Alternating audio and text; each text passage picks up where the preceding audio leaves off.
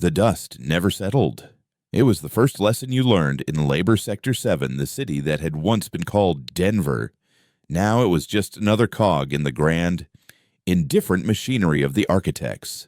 The air, thick with a perpetual haze of recycled atmosphere and industrial runoff, tasted of rust and resignation. It coated every surface, filled every lung, and served as a constant reminder of our place. We were organic components, inefficient but necessary, living in the shadow of the colossal, sterile spires the architects had erected to pierce the heavens. They scraped the sky with an arrogance we could no longer afford to even resent. Resentment, like love or rage, was a luxury. The neural inhibitors saw to that. Implanted at birth, the tiny symbiotic chips in our brainstems kept the peace by sanding the sharp edges off our emotions, leaving us in a state of dull, functional apathy. It was a cage made of quiet, a slavery of the soul. I was a scrapper, which was a dignified term for a rat. Every day, I'd crawl through the skeletal remains of the old world, the pre-architect cities, sifting through the debris of a forgotten humanity for anything of value, rare earth metals, intact circuitry, anything the automated architect refineries might have missed. It was a filthy, dangerous job, but it earned me enough resource credits to keep my sister, Ilara, alive. She was all I had left. Our parents were just faded memories, casualties of the great harmonization 10 years ago, when the architects arrived not with fire and war, but with a suffocating, silent blanket of control. Ilara was born into this world of gray, but she was the only splash of color in mine. Her laugh, though often stifled by a racking cough, was a sound I hoarded like a treasure. But that sound was becoming rarer. The sector's air was killing her. The ash lung, they called it. A slow, grinding erosion of the respiratory system, a common affliction among the young and the old. The architect-dispensed synth antibiotics did little more than hold the inevitable at bay.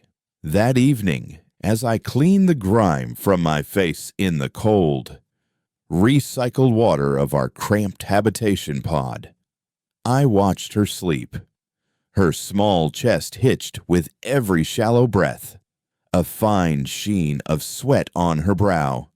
The apathy from my inhibitor was a physical weight, a leaden cloak that tried to smother the cold knot of fear tightening in my gut. But fear, I was learning, was a weed that could grow in even the most barren soil. It was a primal thing, and it was starting to push back against the chemical peace in my mind. The next morning, she couldn't get out of bed. Her fever was high, her breathing a faint, ragged whisper. The med drone came, scanned her with a beam of cold blue light, and dispensed the usual vials of useless medicine. It informed me in its flat, metallic voice that her vital efficiency had dropped by 12%. If it dropped below 50, she would be transferred to a reclamation facility. They didn't say the word die. The architects were masters of a sterile vocabulary that stripped the meaning from life and death. Reclamation. As if she were just a faulty part to be recycled. That's when the fear finally broke through the dam. It wasn't a flood, but a sharp, cold crack in the ice. It was enough. I left Ilara in the care of our neighbor, a tired old woman named Anya, and went to the undermarket, a place that existed in the forgotten service tunnels beneath the sector. It was a haven for smugglers, data thieves, and those who dealt in the most dangerous contraband of all unfiltered emotions, sold on bootleg chipsets that could temporarily bypass the inhibitors. I wasn't there for a taste of rage, I was there for a rumor. His name was Jax, a scrapper who'd lost an arm to an old-world security drone but gained a network of whispers. He sat in the back of a makeshift tavern, the air thick with the smell of fermented grain and sweat, a place where the dull apathy seemed a little less absolute. I slid a pouch of refined copper wiring across the table. "I need medicine," I said, my voice low. "Real medicine. Pre-architect." Jax eyed the copper, then me. His gaze was unnervingly clear, a sign he was probably running a bypasser chip. "That stuff is myth, Kyle. And even if it weren't, it'd cost you more than a lifetime's worth of scrap." "I'll get the credits," I insisted, the desperation making my voice raw. Where would I even find that kind of value? "Jax." He was silent for a long moment, then leaned forward, his voice dropping.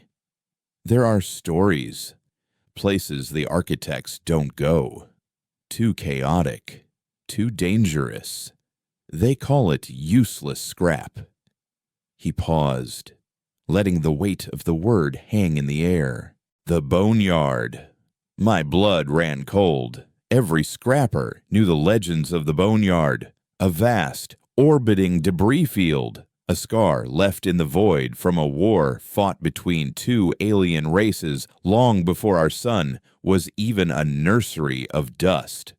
The architects had quarantined it, deeming it a navigational hazard filled with unstable energy signatures and worthless, shattered technology. To go there was a death sentence. Architect patrols were absolute, and the field itself was a chaotic grinder of rock and ruined metal. "No one's ever come back from there," I whispered. "No one's been stupid enough to try in a rust bucket scrapper rig," he corrected.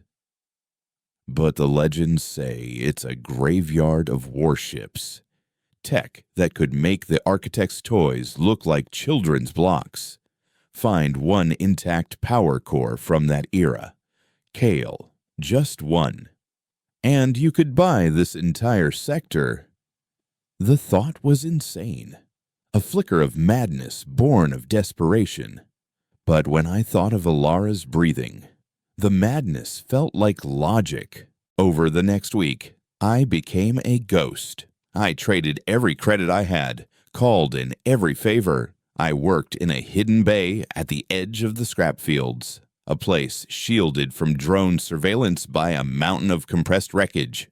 I cannibalized parts from a dozen decommissioned orbital haulers, weaving them together into something that was less a ship and more a prayer, held together by rusted bolts and sheer will. I stole a high-yield power cell from a transport hub, the risk of vaporization so high that the fear almost overwhelmed my inhibitor. I jury-rigged a thermal shielding system from old atmospheric re-entry plates and mapped a course through a blind spot in the sector's patrol grid, a route so dangerous it was left unguarded. Anya looked after Ilara, her tired eyes full of a pity my inhibitor wouldn't let me fully appreciate. Every time I returned to the pod, Ilara seemed smaller, paler, her quiet, rasping breaths were the fuel for my insanity. The night I left, I stood over her for a long time, the hum of the habitation pod's life support a mournful drone. I placed my hand on her forehead, and for a moment, a surge of something hot and fierce, something achingly protective, pierced through the gray. It was the closest I'd come to love in a decade.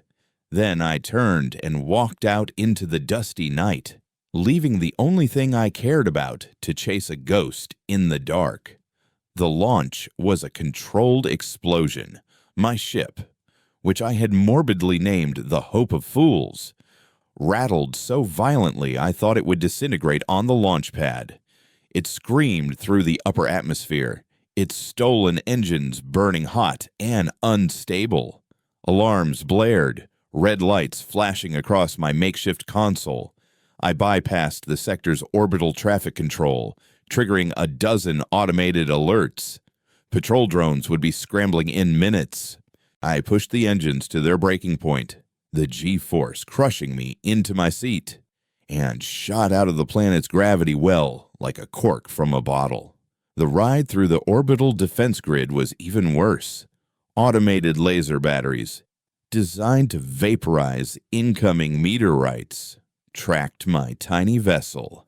I dodged and weaved, my knuckles white on the controls, the ship's hull groaning as near misses boiled the plating. I flew through the chaos on pure instinct, a scrapper's intuition for finding paths through wreckage. Finally, I was through. The silence of the void was absolute, a stark contrast to the violence of my escape. And there it was, the Boneyard. It was more terrifying and beautiful than any legend had described. It wasn't a field of scrap. It was a cosmic cemetery. Colossal, shattered vessels, some dozens of kilometers long, drifted in a slow, eternal dance of death. Their hulls were not the clean, white alloy of the architects, but a jagged, crystalline black material that seemed to drink the light of the distant stars. Alien geometries, all sharp angles and brutalist designs, spoke of a purpose that had nothing to do with creation and everything to do with destruction. I eased my ship into the debris field, the silence broken by the periodic ping of my proximity sensors and the groan of stressed metal. For hours, I drifted, a tiny scavenger picking through the bones of giants. Most of the ships were ripped to shreds, their interiors exposed to the vacuum of space. But Jax was right. The power signatures were off the charts, even in the deadest-looking wreckage. This was a different order of technology. After what felt like an eternity, I found it a warship that, while heavily damaged, was largely intact. It was shaped like a monstrous, predatory insect, its forward section a pair of massive, claw-like mandibles. I docked my little ship to a breach in its hull and ventured inside, my mag boots clamping to the deck with a heavy thud. The interior was a labyrinth of dark, silent corridors. The air, surprisingly, was breathable, held in place by some kind of emergency containment field. The gravity was low, and I moved in long, bounding strides. Everything was built for a being larger than a human. The scale of the architecture both awe-inspiring and deeply intimidating. It felt like a tomb, a warrior's tomb, in what I guessed was a hangar bay. I saw them, lined up in silent, perfect rows were dozens of humanoid machines, each at least 15 feet tall. They were not the sleek, sterile drones of the architects. These were golems. They were powerfully built, with thick armor plating and massive, clawed hands. Their design was raw, brutal, and exuded a sense of dormant violence. This was what I had come for. I approached the nearest one, its black carapace covered in a fine layer of cosmic dust. Its head was a single, unlit visor, giving it a menacing, inscrutable look. I found a service hatch near what would be its chest and pried it open with my cutter. Inside was a dense nexus of alien wiring and crystalline conduits, all converging on a central power core that pulsed with a faint, deep blue light.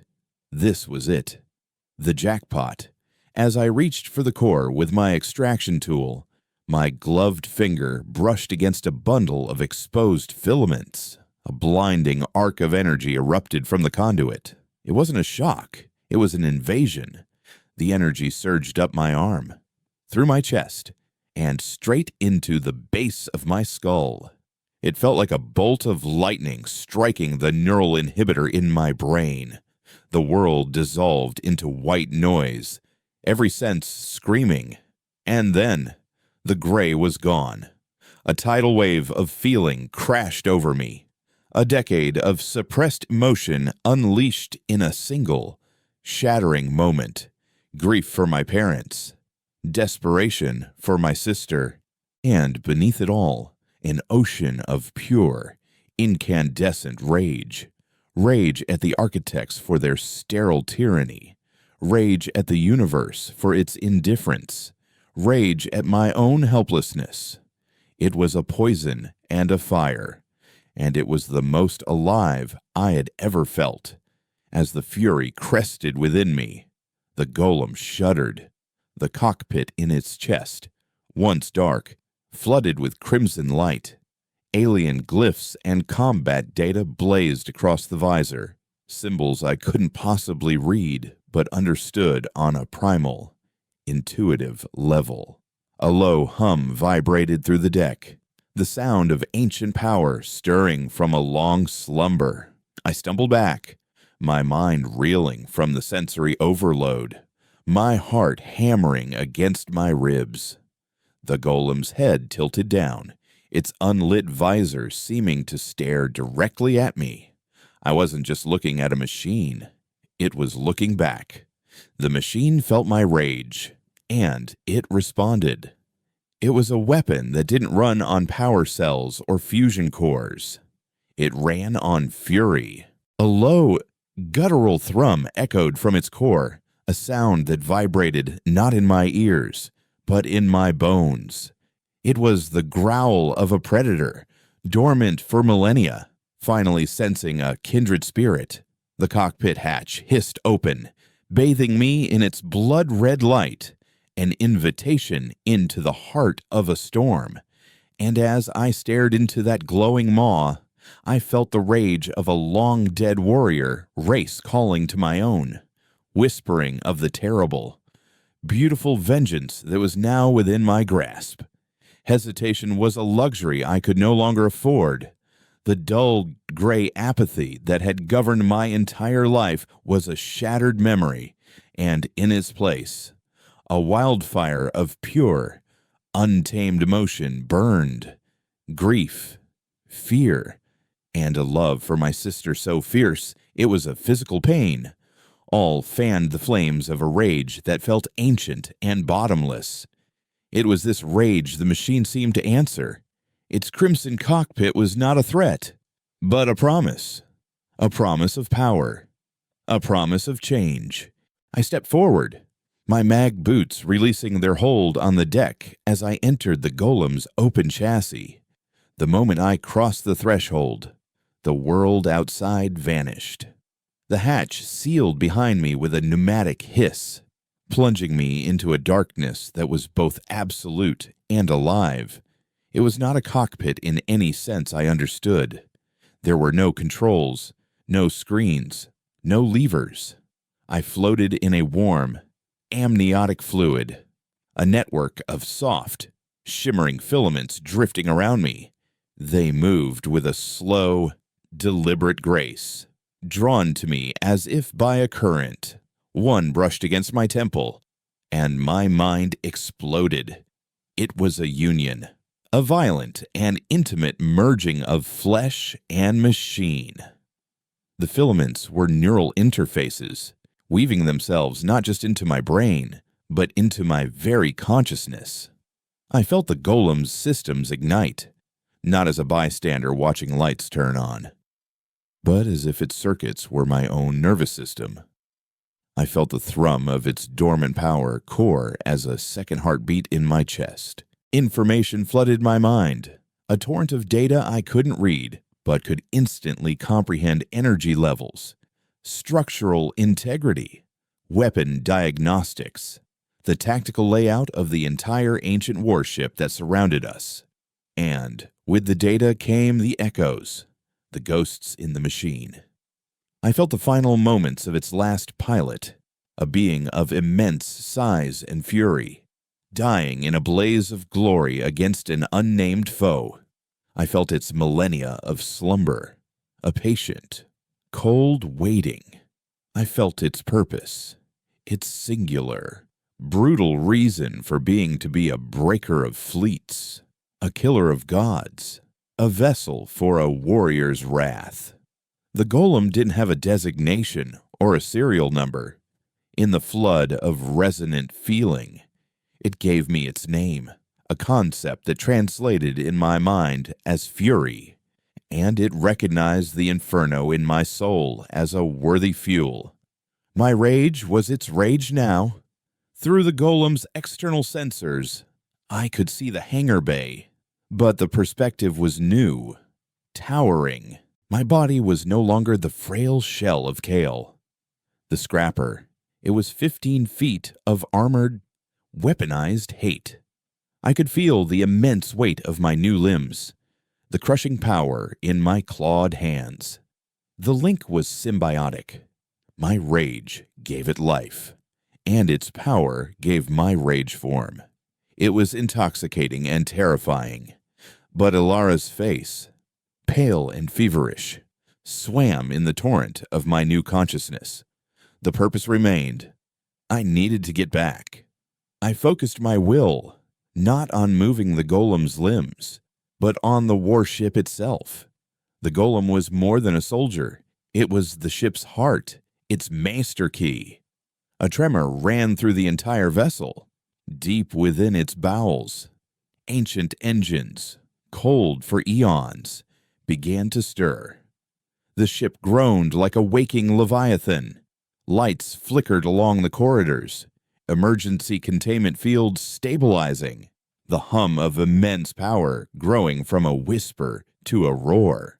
On the golem's internal display, a star map blazed into existence, the alien constellations shifting and rearranging into a familiar pattern as I focused on my destination, Earth.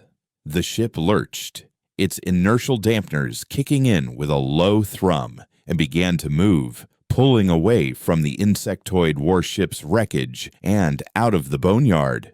My escape had not gone unnoticed. A warning klaxon blared in my mind, a data stream from the golem's sensors.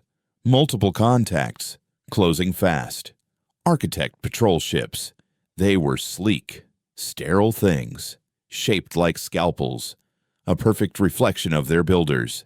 They moved with a silent, coordinated grace that was deeply unsettling. A transmission request flashed. I ignored it. I had nothing to say to them. Their response was immediate. A volley of plasma fire stitched across the void, impacting my ancient vessel's hull. The ship shuddered, its ancient shields flaring to life, absorbing most of the impact, but still groaning under the strain. They were testing me, probing my capabilities. Their next transmission was not a request. It was a demand, broadcast on all frequencies, its tone the familiar, flat arrogance of the architects. Unidentified vessel, you have violated a restricted sector and are operating a non-sanctioned craft. Power down your systems and prepare to be boarded. Compliance is mandatory. Compliance. The word was a spark on the fuel of my rage. I thought of Ilara struggling to breathe the poison air they called an atmosphere. I thought of the inhibitors that kept an entire species in a state of living death. I thought of the reclamation centers where the inefficient were tidied away. I gave my answer. With a surge of will, I opened the hangar bay doors, the void of space gaping before me. I didn't need a ship to fight them. I had fury. I launched. The golem shot out of the hangar like a cannonball, its own thrusters firing in a controlled, violent burst.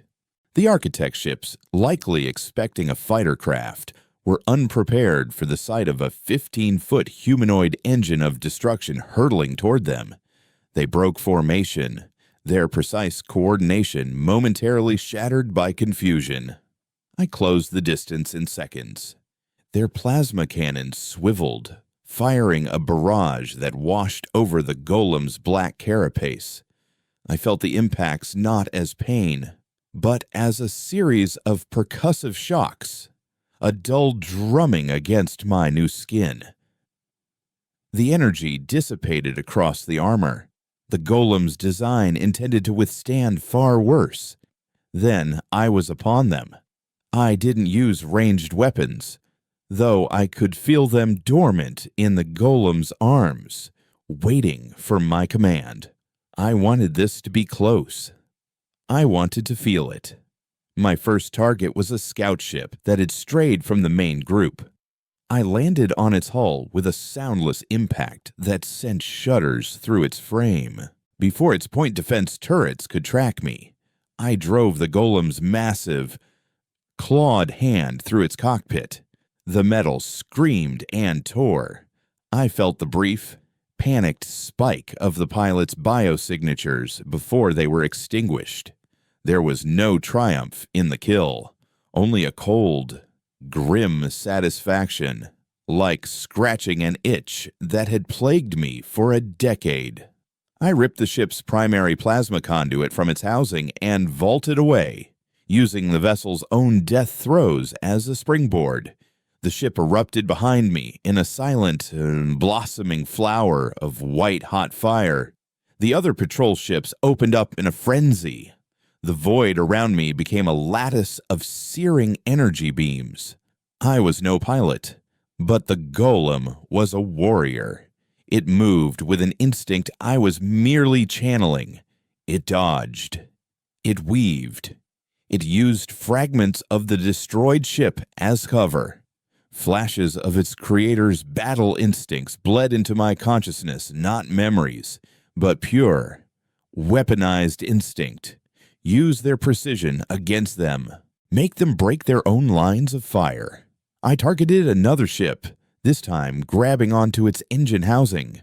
With a surge of raw, focused rage, I crushed the assembly in my grip. The ship's engines overloaded, spinning it out of control and directly into the path of its wingman. The two sterile, perfect machines collided and vanished in a single, brilliant flash. The remaining ships pulled back, their scalpel-like precision replaced by a visible caution. They had encountered something that did not compute, a variable of chaotic, brutal violence that their simulations could never have predicted. They began transmitting a distress signal back to the main defense grid, calling for reinforcements. I couldn't let that happen. The rage within me focused into a razor's edge. I felt the golem's systems respond, diverting power to the weapon arrays in its forearms. Hatches slid open, revealing cannons that glowed with a menacing internal light. I unleashed their power. It wasn't plasma. It was something else, something more primal, a bolt of pure gravitational distortion, a localized wave of force. Shot from the cannon and struck the lead patrol ship. The vessel didn't explode. It imploded. Metal, systems, and crew were crushed in an instant into a single, dense point before annihilating themselves. The remaining two ships turned and fled. I let them go. The rage subsided, not vanishing, but receding like a tide, leaving me gasping on the shore of its aftermath.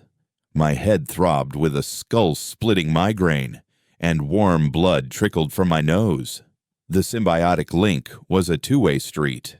The golem fed on my fury, but channeling that much power took its toll on my frail human body. I drifted in the silence, surrounded by the ghosts of my first battle. The cold satisfaction was gone, replaced by an aching emptiness. I had killed. I had become a monster. But the image of Ilara, her chest struggling for every breath, burned away the nascent guilt. I was a monster. Yes, but I was her monster. I guided the golem back to the ancient warship, its hull scarred but its engines now fully online. The objective had changed. The power core I had once sought to steal was now a part of me. Its energy intertwined with the golem's systems and my own life force. I couldn't sell it. I couldn't abandon this new, terrible power. But with it, I could do more than just buy medicine. I could take it. I could tear down the system that made it necessary. I stood on the bridge of the Leviathan, my consciousness connected to the golem, and the golem connected to the ship. I was no longer Kyle, the scrapper. I was the ghost pilot of a dead race's vengeance. I set our course for Earth, not for the designated scrap fields or the orbital ports, but for Labor Sector 7 itself. Reinforcements would be coming. The entire orbital defense grid would be converging on my position. They would expect me to run, to hide in the asteroid belts, or make a break for deep space. They wouldn't expect me to charge headfirst into the heart of their control. I pushed the ancient engines, and the warship surged forward, a predator closing in on its unsuspecting prey. Below me, the Earth was a serene marble of blue and white, veiled by the thin, gray haze of the architect's industry. It looked peaceful, but I could feel its silent scream, the collective, suppressed anguish of 8 billion souls. I was coming home, not with a cure, but with a war. The journey back was a descent into a storm. As we tore through the void towards Earth, the Architect Defense Grid responded with the cold, calculated fury of a disturbed hornet's nest. My ancient warship, which I now thought of as the Wraith, was a ghost that had stirred a graveyard, and the self-appointed sextons were not pleased. Dozens of patrol ships, the same scalpel-like interceptors I'd encountered earlier, converged on our position, forming a perfect, sterile net. They were followed by larger vessels, cruisers armed with heavy plasma cannons and shielded with shimmering energy fields that distorted the starlight around them. They moved with a chilling, silent precision, a fleet of automated executioners. My link with the golem, and through it, the Wraith, was my only shield against the rising tide of fear. The rage was a constant, a low burning furnace in my soul. But the sheer, overwhelming scale of the opposition was enough to make that fire flicker inside the golem's cockpit, floating in the neural fluid. I felt the strain not just on my mind, but on my body. A constant, low-grade nosebleed had started, and a spiderweb of broken capillaries was visible in my eyes when I accessed the cockpit's internal imaging. I was burning my own life force to fuel this engine of vengeance. The architects hailed us again, their transmission cutting through the cosmos with imperious clarity. You are piloting a Class 7 derelict warship of unknown origin. Your actions are classified as an act of supreme aggression. Cease your advance, surrender your vessel, and submit to reclamation.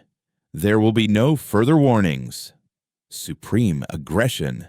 The term was so sterile, so utterly devoid of the reality of my situation. I wasn't an aggressor. I was a cornered animal, and I was about to show them how sharp my teeth were. I didn't bother with a reply.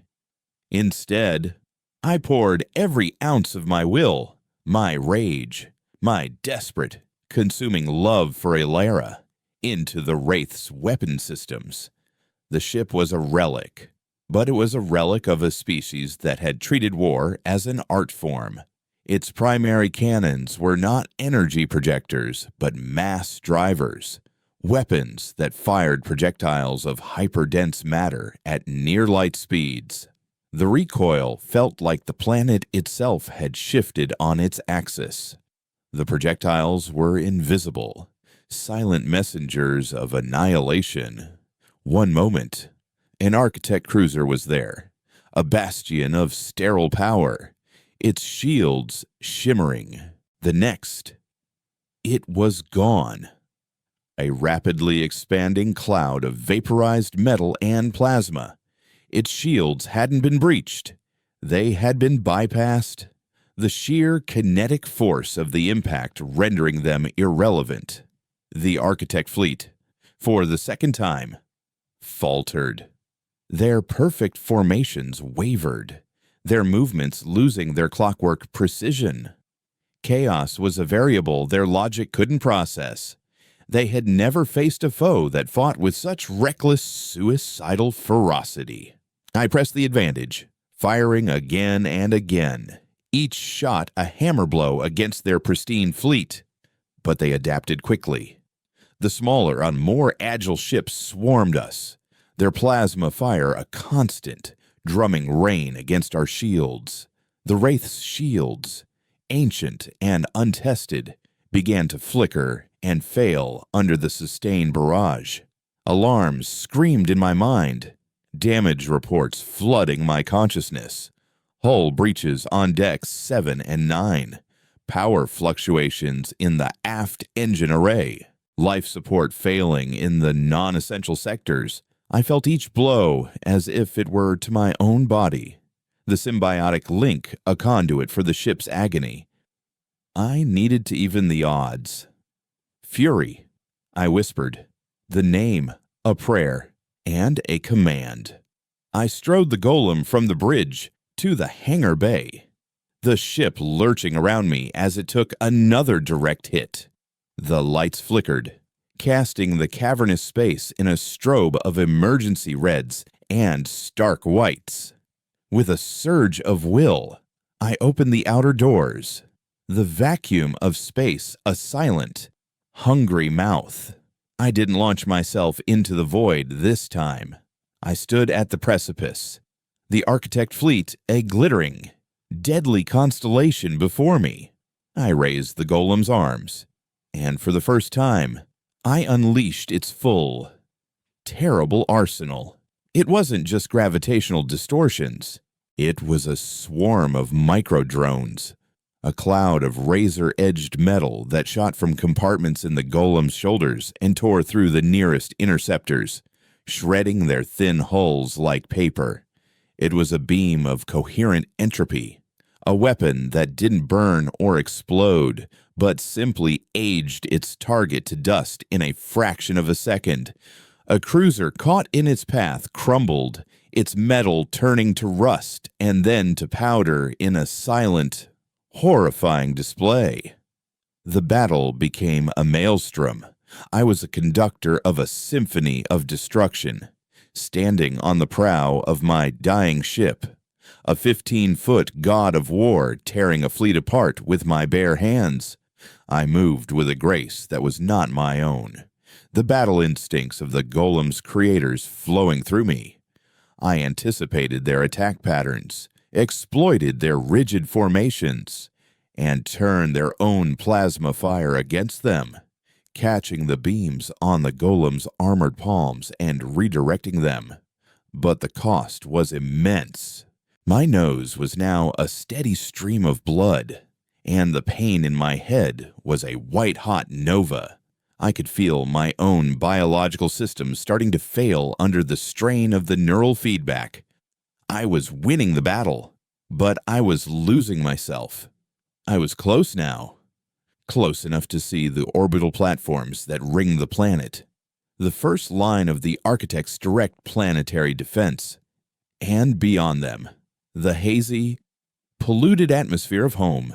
The thought of Alara was the only thing that kept me from being consumed by the golem's battle rage.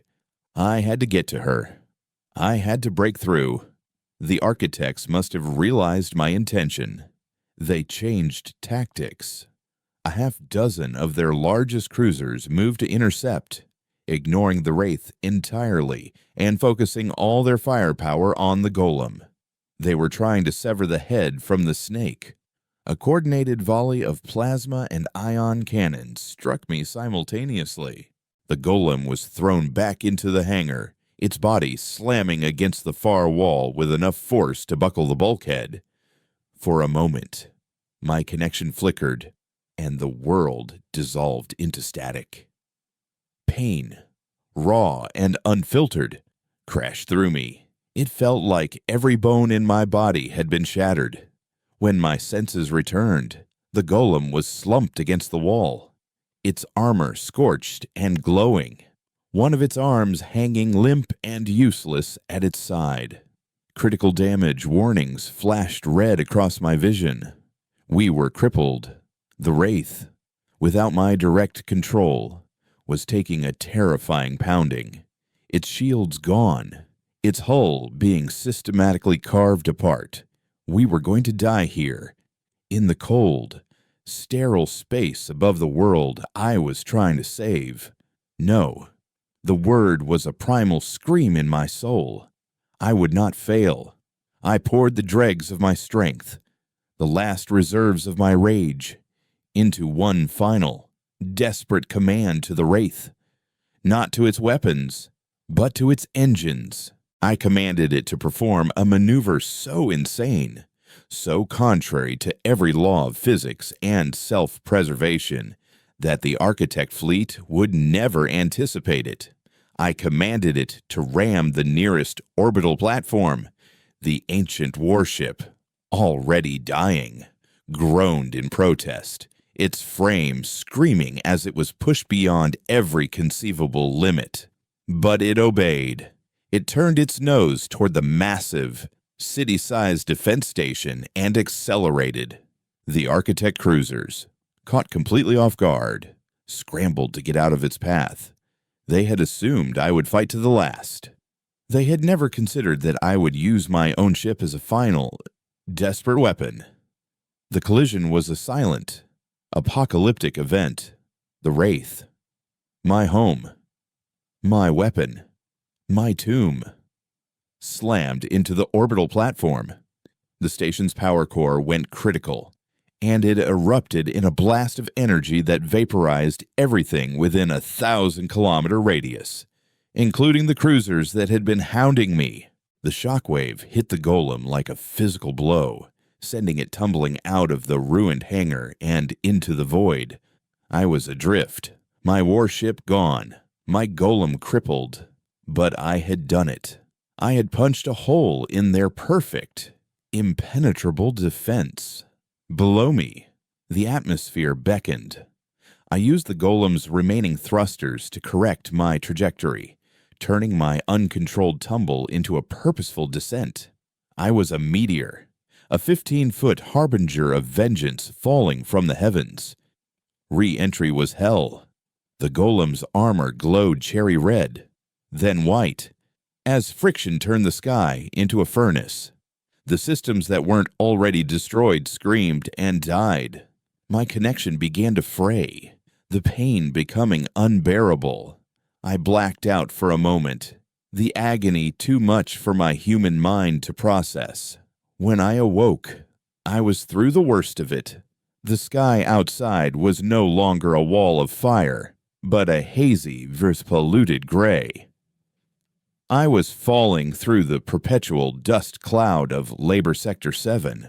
Below me, I could see the sterile spires of the Architects, and huddled between them, the grim utilitarian blocks of the human habitation zones. I could see the scrap fields where I had toiled my life away, and I could feel, with a certainty that chilled me to the bone, that they were watching me. Every sensor, every drone, every architect on the planet was now focused on this single, falling star. I crashed. The impact was cataclysmic. I hit the ground in the very center of the sector's main plaza, a space designed for public announcements and worker assemblies. The reinforced plasteel cracked and shattered, the ground erupting in a shower of debris. The golem, its purpose served, finally went dark, its internal lights fading, my connection severing with a final, painful snap. I was thrown from the cockpit, my body limp, and landed in a heap amidst the wreckage. For a moment, there was a stunned, absolute silence. The ever-present hum of the sector had ceased. Then, the screaming started. People, their faces a mixture of terror and awe, ran for cover. Doors slammed. Automated shutters descended. Within seconds, the plaza was empty, save for me and the silent, colossal machine that had been my vessel. I pushed myself to my hands and knees, my body a symphony of pain. My head was swimming, the world a blurry, unstable mess. The rage was gone, replaced by a profound, soul-crushing exhaustion. But the fear was back, cold and sharp. As I saw them approaching, they didn't come with weapons. They were simply there, 3 of them, materializing out of the dusty air in a shimmer of displaced light. The architects. They were not the towering, monstrous beings of my imagination. They were impossibly tall and slender, their limbs too long, their bodies encased in a smooth, featureless white armor that seemed to flow and reshape itself like liquid. They had no faces, only a smooth, blank expanse where a face should be. They radiated an aura of absolute, unshakable calm, an indifference so profound it was more terrifying than any display of anger. One of them glided forward, its feet not touching the ground. It stopped a few yards away and tilted its blank head. A voice, genderless and serene, echoed not from the being itself, but directly inside my mind. The variable has been contained. Your emotional contagion is impressive. A fascinating, yet inefficient, catalyst for destruction. It paused, the silence stretching. Your cycle is complete. Prepare for reclamation. And as it raised a long, elegant hand, I knew that my war was over. I had brought the storm home, but I had failed to account for the calm at its center. I closed my eyes. The face of my dying sister, the last image in my mind, and waited for the end. The end I expected was a quiet, sterile cessation of being, a painless erasure at the hands of these serene, faceless gods. Instead, what came was noise, a raw, guttural roar of defiance that ripped through the unnatural silence of the plaza. It was a sound I hadn't heard in a decade, a sound my inhibitor had taught me was impossible, the collective, unfiltered voice of human rage. My eyes snapped open. The plaza was no longer empty. From the alleyways and service corridors, from the doors of the habitation blocks, people were pouring out, not in a panicked mob, but in a surging, determined wave. They were armed with the tools of their lives, scavengers with heavy-duty cutters and plasma torches, factory workers with industrial wrenches, haulers with sharpened lengths of rebar. Their faces, once slack with a dulled chemical apathy, were twisted into masks of furious, unfamiliar emotion. At the forefront of the crowd was a figure I recognized with a jolt that transcended my pain. Jax. He was missing his prosthetic arm, a fresh stump wrapped in bloody rags, but in his remaining hand he held a crude, jury-rigged pulse rifle, a relic from the undermarket. His eyes, clear and blazing, met mine across the wreckage. He gave me a grim, bloody-toothed smile. "Looks like you kicked the nest pretty hard." "Kale," he shouted, his voice hoarse with adrenaline. "Woke a few of us up." The architect, its hand still raised, paused, its blank face tilted, scanning the crowd with an unnerving stillness. The voice in my head was tinged with something that might have been academic curiosity. Spontaneous inhibitor failure on a mass scale. The emotional cascade from the subject, Kyle, appears to be acting as a broadcast catalyst. Unprecedented. The model must be updated. Another architect glided forward. The contagion must be sterilized. Authorize the use of pacification drones. Level 7, pacification. Another of their sterile euphemisms. I knew what it meant. Massacre. From hidden panels in the sides of the surrounding buildings, sleek, disc-shaped drones emerged, their undersides glowing with the telltale blue of plasma emitters. They rose into the air, forming a perfect, deadly grid above the plaza. The crowd faltered, the raw courage in their faces warring with a lifetime of ingrained fear. They were scrappers and workers, not soldiers. They were no match for this. The first architect turned its attention back to me. Your cycle ends now. Kyle, you are the source. Your termination will quell the cascade. It began to glide toward me, its serene indifference a suffocating shroud. I tried to push myself up to find some last reserve of strength, but my body was broken. I could only watch as it approached, the drones humming ominously overhead, the crowd frozen in a terrified standoff. Then, something landed beside me with a soft thud. It was a small, crudely made object, a metal casing with wires trailing from it, a bootleg bypasser chip, the kind Jack sold in the undermarket. A dozen more landed around me, thrown from the crowd. Fry your inhibitor, Kyle. Jax roared. Show him what real rage looks like. Let it loose. He was right. The golem had fed in my rage, but it had been a rage filtered through the dregs of the inhibitor, a pale imitation of the real thing.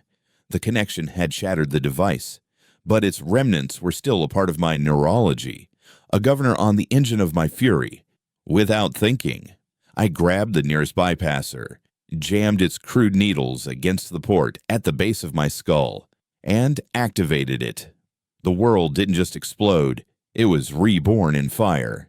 The pain in my body, the exhaustion, the fear, it was all incinerated in a blast of pure, undiluted rage that was so absolute, so primal. It felt like the birth scream of the universe. It was the collective agony of every soul crushed under the architect's heel, the silent misery of 10 years of servitude, all channeled into a single, incandescent point of consciousness. Me, the golem, which had been dark and silent, erupted in crimson light. Its single visor flared to life, no longer just glowing, but burning with a light so intense it cast the entire plaza in a blood-red glare. It rose, not with the slow, pained movement of a damaged machine, but with a sudden, violent surge of power that sent chunks of plasteel flying. Its crippled arm reformed, the black, crystalline metal knitting itself back together as if it were living tissue.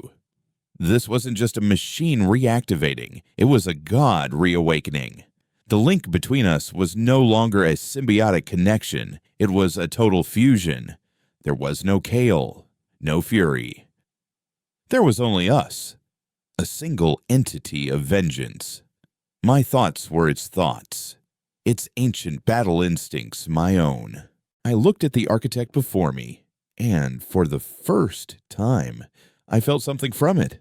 Through the golem's arcane sensors, I could perceive its serene, calm facade breaking. I could detect the faintest tremor in its energy field, a microscopic flutter of uncertainty. It was the scent of fear. The drones opened fire. A storm of blue plasma descended on the crowd, but it never reached them. With a speed that should have been impossible for a machine its size, the golem moved, positioning itself between the drones and the people.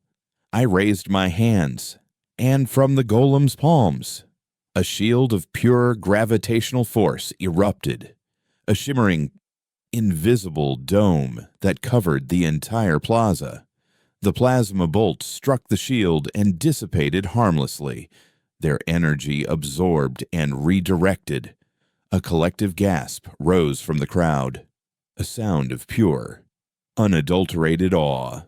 They weren't just watching a machine, they were watching a miracle. The architect that had been advancing on me recoiled, its liquid metal body rippling.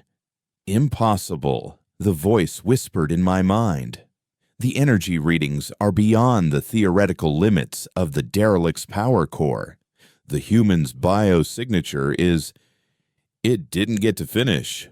I was done listening. I dropped the shield and charged. The distance between us closed in an instant. The architect raised its hands, and a field of white energy, a stasis field, formed in front of it. I smashed into it, and the field shattered like glass. My fist, encased in 15 feet of ancient, rage-fueled metal, connected with the architect's blank face. The impact was not a clash of metal on metal. It was a sound like a breaking world. The architect's serene form dissolved, its liquid metal body exploding outward in a shower of shimmering G-silver droplets. It didn't die. It simply ceased to exist. Its component matter blasted apart by the sheer, focused violence of the blow. The other two architects reacted instantly. They merged, their bodies flowing together into a single, larger, more complex being, its form shifting, sprouting blades and energy projectors. The drones above swarmed, their fire concentrating on me in a single, continuous beam of energy. I ignored them. I let the plasma wash over the golem's armor, feeling the heat, the energy, but no pain. The rage was a fire that burned hotter than any plasma. The merged architect lunged, its bladed limbs a whirlwind of silver death. But I was faster. I met its charge. My movements no longer just human instinct augmented by machine, but something more. It was the battle dance of a long-dead species, a choreography of violence that was both brutal and terrifyingly beautiful. We clashed in the center of the plaza, a whirlwind of black and silver. For every blow it landed, a shower of sparks from the golem's hide. I landed two in return, each one cracking and splintering its fluid form. The people watched, their fear forgotten, replaced by a fierce, wild hope. They began to fight back. Jax led a charge against the base of a building, his pulse rifle searing through the access panels of the drone deployment system. Others followed, their tools becoming weapons, their desperation becoming courage. They swarmed the architect's structures, a chaotic, disorganized, but utterly determined rebellion. They were no longer sheep. I had made them a pack of wolves. I finally overpowered the merged architect, my hands locking around its shifting torso. It struggled, its form destabilizing, but it was trapped. You cannot win. The voice hissed in my mind, now strained, fractured. We are legion. For every one of us you destroy, 1,000 more will take its place. You are just a single, emotional spark. We are the calm, endless sea. The sea can't stop a tidal wave, I snarled, my own voice, raw and human, echoing in the golem's cockpit. I focused all my rage, all my pain, all the love for my sister into a final, purging blast. The golem's core, visible through its chest plates, flared with the intensity of a sun. A wave of pure, incandescent energy erupted from us, not of gravity or entropy, but of pure, weaponized emotion.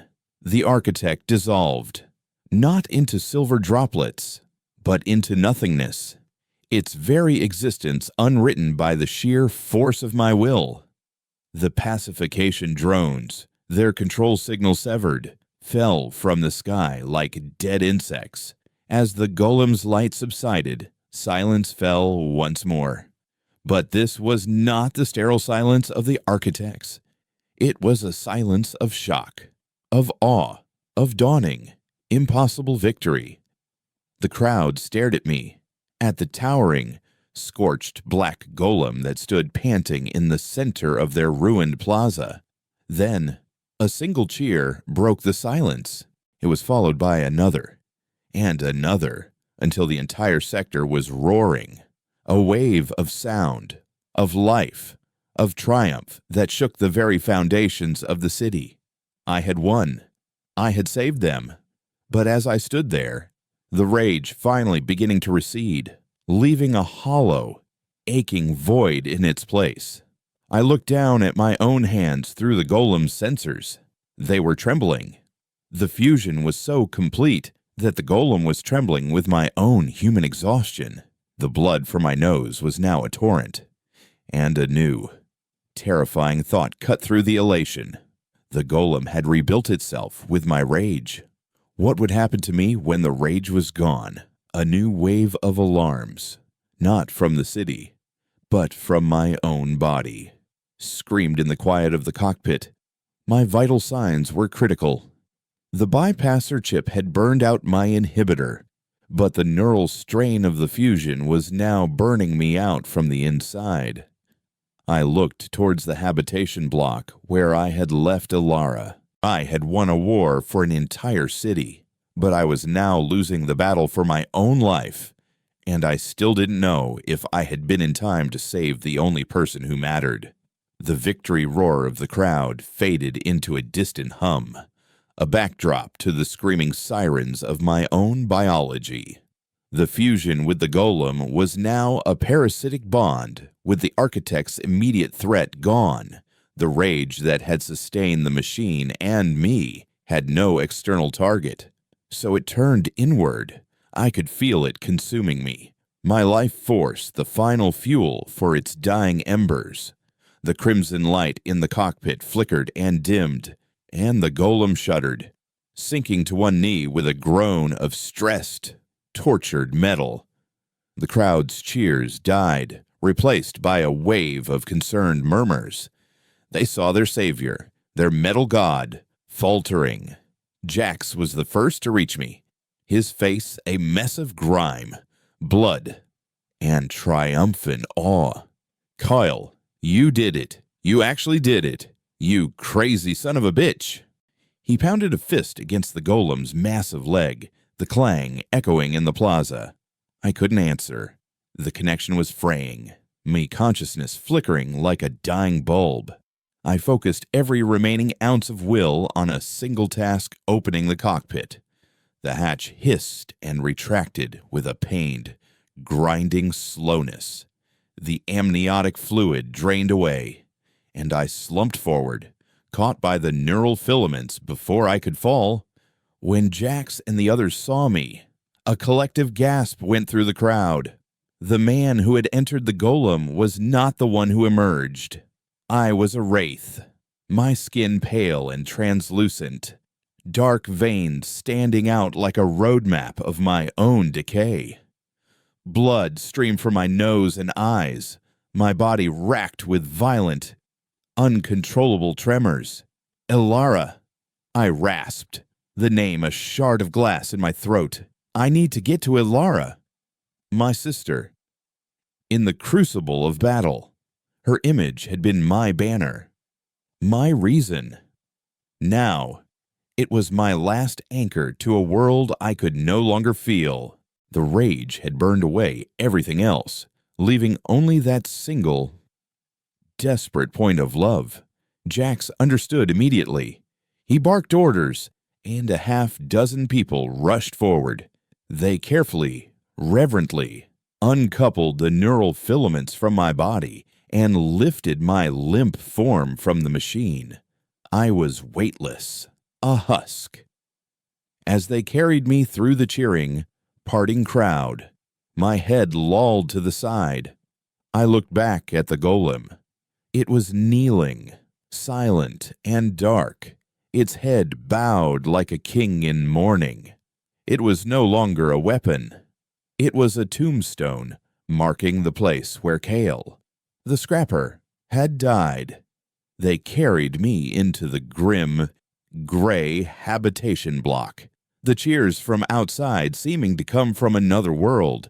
The familiar scent of recycled air and dust filled my lungs, a scent of home that now felt alien.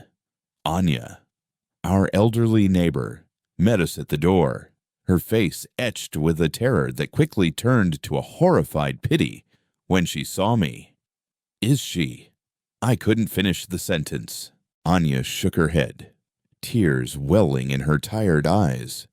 Worse. Kyle. Much worse. They came for her. My heart, already failing, seized in my chest. Who?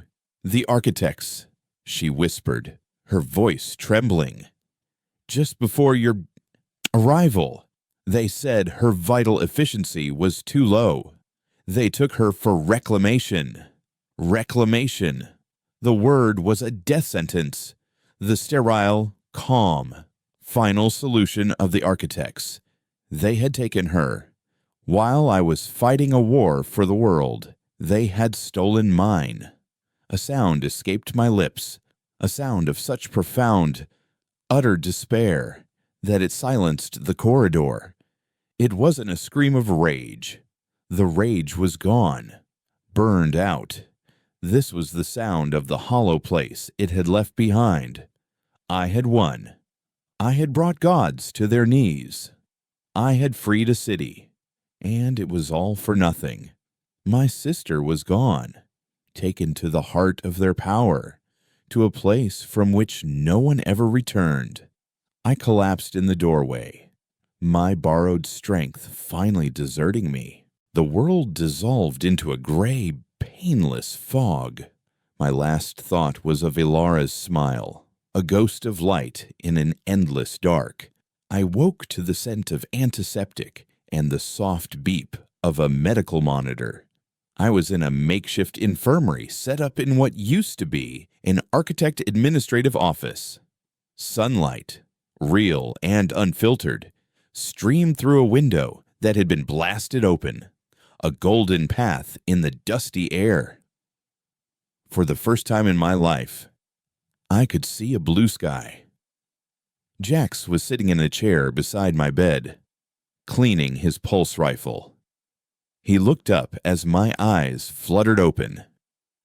"Welcome back to the land of the living," he said, his voice softer than I'd ever heard it. Though, for a while there, we weren't so sure. I tried to sit up, but a wave of dizziness and a deep, cellular weakness pushed me back down. "How long?" "3 days," he said. "The city's different. We've sealed the sector. The architects haven't tried to come back in. Seems you scared them off for good. People are taking down their spires, piece by piece. They're figuring out how to be angry again, how to be free. You gave them that. They took Ilara," I whispered, the words tasting like ash. Jax's face hardened. "I know. We've been interrogating their data systems, the ones that are still intact. We know where they take the reclaimed. It's a spire in the center of the old city, the one they call the Genesis Spire. It's their primary command and control center for the entire continent. It's where they process the reclaimed, and where they grow new architects." The information hit me with the force of a physical blow. They didn't just kill the inefficient. They recycled them. They used our biology, our very essence, as raw material for their own kind. A new kind of horror, cold and profound, filled the void where my rage used to be. "It's a fortress, Kyle," Jax continued, his voice grim. "Impenetrable. We could never get close." "I can," I said, my voice quiet, but with a sliver of new, terrible resolve. The rage was gone, but the grief, the despair, the all-consuming love for my sister that remained. And I was beginning to realize that grief, in its own quiet way, could be a fuel just as potent as rage. I swung my legs out of bed. My body was a wreck, a fragile container of pain. But my purpose was absolute. Jax tried to protest, but he saw the look in my eyes and fell silent. I walked, stumbled, back to the plaza. The golem was still there, kneeling in silent vigil. A shrine had sprung up around it. People had left offerings tools, pieces of scrap metal, even the small, colored stones their children sometimes found in the dust. They saw it as a symbol of their freedom. I saw it as my last and only hope. I placed my hand on its cold, metal skin. I didn't try to force a connection. I simply reached out with my mind, not with the fire of rage, but with the cold, black weight of my sorrow. "I need you," I whispered, my thoughts a silent plea. One last time, not for a war, for my sister. For a long moment, nothing happened. The golem remained a dead, silent monument. Then, a single, soft light began to glow in its chest. Not the violent crimson of rage, but a gentle, sorrowful blue. The cockpit hatch opened. This time, there was no invitation to power, only a silent offering of partnership. I climbed inside. The fusion was different now. It wasn't a violent inferno. It was a cold, quiet river of grief. The filaments connected, and I felt the golem's systems come online, powered not by the explosive energy of fury, but by the deep, enduring strength of sorrow. The pain in my body receded, held at bay by the machine's embrace. We rose. The golem stood, its movements slow, deliberate, heavy, with a shared sense of loss. The crowd, which had gathered, watched in silent reverence. They understood. This was not a call to arms. It was a pilgrimage. With the blue star of its core glowing like a lonely beacon, we turned toward the distant, gleaming needle of the Genesis spire and began to walk. My war for humanity was over, but my journey to save one small part of it had just begun. I was no longer a god of wrath. I was a ghost, piloting a machine of sorrow, and I would walk through hell itself to bring my sister home or die in the ashes of the attempt.